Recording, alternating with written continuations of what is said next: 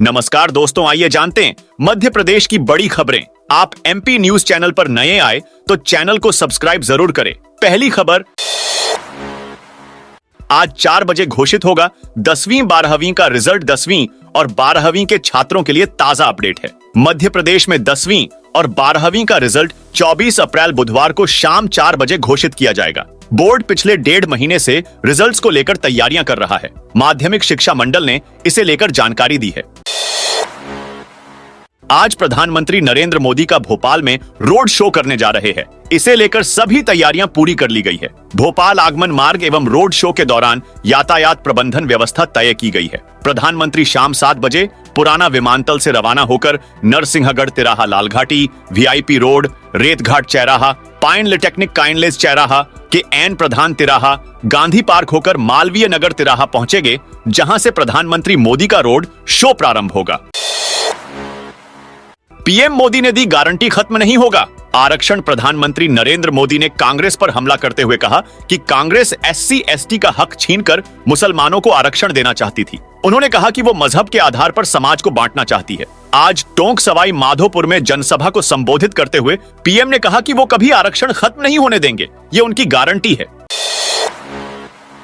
आज शाम 6 बजे थम जाएगा दूसरे चरण के चुनाव प्रचार का शोर। मध्य प्रदेश में पहले चरण का मतदान 19 अप्रैल को हुआ था, जिसमें 6 लोकसभा सीटों के लिए मतदाताओं ने वोट डाले। अब 26 अप्रैल को दूसरे चरण का मतदान होगा, जिसमें 6 लोकसभा सीटों पर मतदान होगा। निर्धारित समय के अनुसार यहां सुबह 7 से शाम 6 बजे तक मतदान होना है। इसके लिए 24 अप्रैल की शाम 6 बजे से चुनाव प्रचार बंद हो जाएगा। दूसरे चरण में मध्य प्रदेश के लोकसभा संसदीय क्षेत्र टीकमगढ़, दमोह, खजुराहो, सतना, रीवा एवं होशंगाबाद में 26 अप्रैल को मतदान होगा।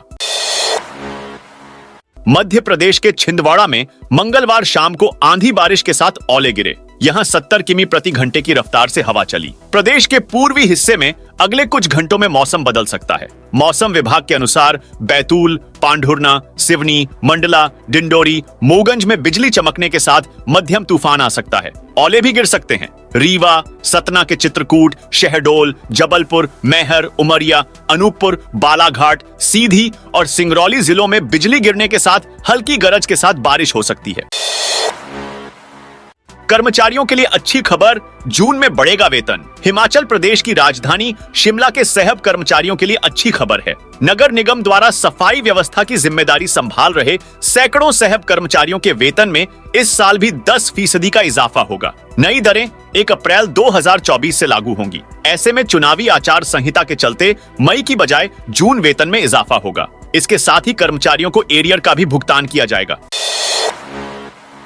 भ्रामक विज्ञापन मामले में बाबा रामदेव से कोर्ट ने पूछा बड़ा सवाल। सुप्रीम कोर्ट ने पतंजलि आयुर्वेद के भ्रामक विज्ञापन मामले में योग गुरु बाबा रामदेव से उनके अखबारों में दिए गए सार्वजनिक माफीनामे को लेकर सवाल उठाए। दरअसल अदालत ने बाबा रामदेव से एक बड़ा सवाल किया और पूछा कि क्या आपका माफीनामा भी उतना ही बड़ा है जितना आपने भ्रामक विज्ञापन चलाया। वहीं इसके साथ ही बाबा रामदेव से कोर्ट ने यह भी सवाल पूछा कि सुप्रीम कोर्ट में मामले की सुनवाई से पहले ही सार्वजनिक माफीनामे को जारी क्यों किया गया। दरअसल कोर्ट ने अब ताजा विज्ञापन देने की इजाजत दी है और इसके साथ ही यह कहा कि पतंजलि माफीनामे का बड़े साइज का नया विज्ञापन भी जारी करे।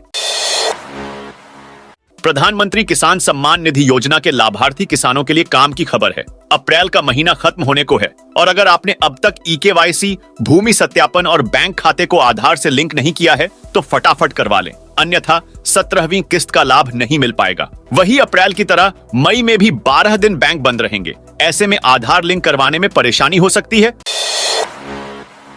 फ्लाइट सीट सिलेक्शन को लेकर DGCA ने बदले नियम। एयरलाइंस को अब 12 साल से कम उम्र के बच्चों को फ्लाइट में माता पिता या अभिभावक के साथ सीट अलॉकेट करना होगा। Directorate general of civil aviation ने इसे लेकर नई ट्रैवल गाइडलाइंस जारी की है।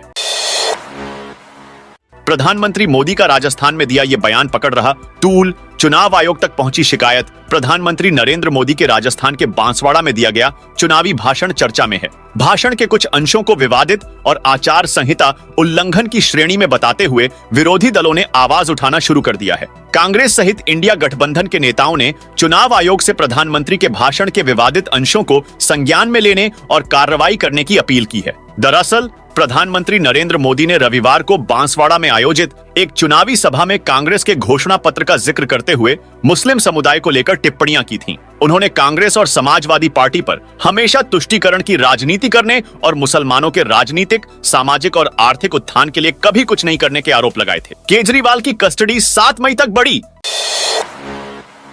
दिल्ली के राउज एवेन्यू कोर्ट ने मंगलवार 23 अप्रैल को अरविंद केजरीवाल की न्यायिक हिरासत 7 मई तक बढ़ा दी। इसके पहले केजरीवाल की कस्टडी 1 अप्रैल से 15 अप्रैल, फिर उसके बाद 23 अप्रैल तक बढ़ाई गई थी। कोर्ट के इस आदेश के बाद केजरीवाल अब लोकसभा चुनाव के दूसरे 26 अप्रैल और तीसरे फेज की वोटिंग के दौरान भी जेल में रहेंगे। केजरीवाल के अलावा बीआरएस नेता के कविता और एक अन्य आरोपी चरणप्रीत की कस्टडी भी 7 मई तक बढ़ा दी गई है। आईसीआईसीआई बैंक के बाद अब इन 2 बड़ी बैंकों ने सेविंग खाते के सर्विस चार्ज में किया बदलाव। देश की बड़ी प्राइवेट बैंक आईसीआईसीआई बैंक के बाद अब 2 अन्य बड़े बैंक एक्सिस बैंक और वाईईएस बैंक ने अपने सेविंग खातों के लिए सेवा शुल्क में परिवर्तन करने का निर्णय लिया है। जानकारी के अनुसार अब इन बैंकों ने 1 अप्रैल 2024 से कुछ सेवा शुल्क लागू किए हैं, जबकि कुछ अन्य शुल्क 1 मई 2024 से लागू होने वाले हैं। दरअसल एक्सिस बैंक ने सेविंग और सैलरी खातों के चार्ज में महत्वपूर्ण बदलाव किया है। जानकारी दे दें कि यह बदलाव 1 अप्रैल 2024 से प्रभावी है। अब प्रायोरिटी सेविंग खातों में ग्राहकों को महीने के आधार पर 2 लाख रुपए एवरेज बैलेंस बनाए रखना होगा। सूचना के मुताबिक बैंक ने प्राइम, लिबर्टी, प्रेस्टिज और प्रायोरिटी सेविंग खातों में थर्ड पार्टी ट्रांजैक्शन के लिए फ्री लिमिट भी अब तय कर दी है, जिससे ग्राहकों को 25,000 रुपए तक के ट्रांजैक्शन की फ्री सुविधा मिलेगी, लेकिन इसके बाद प्रति ट्रांजैक्शन 10 रुपए का चार्ज लिया जाएगा। दरअसल नए नियमों के अनुसार अब यदि आप अपने सैलरी अकाउंट में 2 महीने तक लगातार सैलरी नहीं जमा करते हैं तो हर महीने 100 रुपए की पेनाल्टी देनी पड़ सकती है। वहीं अगर आप एवरेज बैलेंस को नहीं मेंटेन करते हैं तो भी आपको पेनाल्टी देनी पड़ेगी। जानकारी के मुताबिक यस बैंक ने भी अपने सेविंग खातों के सर्विस चार्ज में बड़ा परिवर्तन किया है। इसके अनुसार पीआरओ मैक्स सेविंग खातों के लिए मासिक औसत बैलेंस को 50,000 रुपए निर्धारित किया गया है। औसत बैलेंस को मेंटेन नहीं करने पर अब ग्राहकों को अधिकतम 1,000 रुपए तक चार्ज देना पड़ सकता है। ईरान ने कश्मीर पर नहीं दिया पाकिस्तान का साथ।